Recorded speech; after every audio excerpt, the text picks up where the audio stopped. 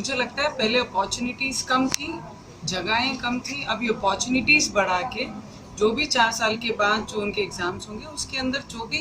आगे बढ़ेगा तो उसे और अपॉर्चुनिटीज़ मिलेंगी। पर 4 साल के बाद भी जो कोटा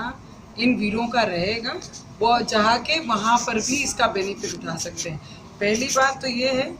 अग्निपथ जिस तरीके से भी ये सरकार ने बहुत सारी अपॉर्चुनिटीज, जॉब अपॉर्चुनिटीज देश के लिए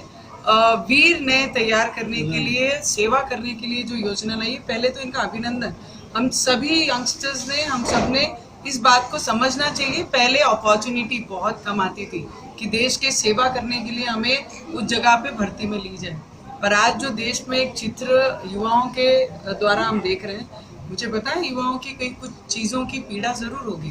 पर देश का नुकसान करके, देश को पीछे लेके जाके या राज्य का इस तरीके से नुकसान कर कर आज मुझे लगता है 260 बच्चों से भी अधिक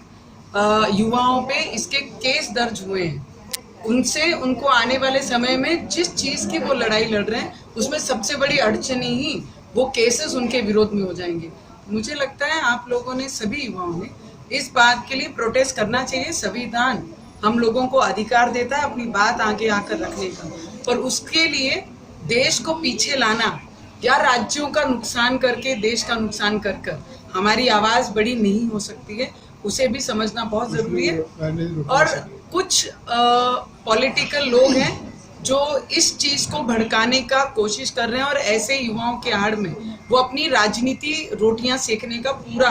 प्रयत्न वो कर रहे हैं, और मुझे लगता है वो कई हद तक उसे यशस्वी भी वो अपनी रोटियां सेकने में कामयाब हो रहे हैं। पर मैं युवाओं से इतना ही रिक्वेस्ट करूंगी, वो चीज़ को समझिए, आपका भविष्य बहुत बड़ा है। आपको इस चीज़ में बता सकती हूँ, एक महिला होने के नाते जो पीड़ा मुझे मेरे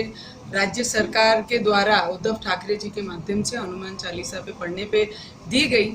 देशद्रोह लगाया गया, 14 दिन तक मुझे जेल रखा गया, लॉकअप में रखा गया, और उसमें जो पीड़ा मुझे देने की कोशिश की गई, मैं आपको इतनी बात बता सकती हूँ, हमारा राज्य महाराष्ट्र जो है एक राष्ट्र है और एक महाराष्ट्र है, उसमें मेरा महाराष्ट्र आता है, और उस जगह पे पहली बार ऐसा संघर्ष एक महिला के साथ में हनुमान चालीसा के साथ में पढ़ने के नाम पे सिर्फ आह्वान देने पे उन्हें देशद्रोह लगता है। तो मुझे लगता है आदरणीय बाला साहेब ठाकरे अगर जीवंत होते तो ऐसी कभी पीड़ा एक महिला पे और विधायक पे ऐसी महाराष्ट्र में कभी नहीं हो सकती थी। पर मैं राजस्थान की भी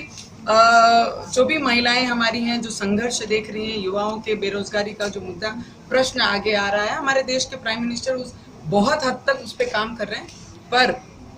अगर राजस्थान में भी ऐसा लगता है कि ये चीज़ें सुधार होनी चाहिए और नहीं हो रही है, तो यहाँ की भी महिलाओं ने जाके मुख्यमंत्री के निवास के बाहर जाके संकट मोचन को याद जरूर करना चाहिए।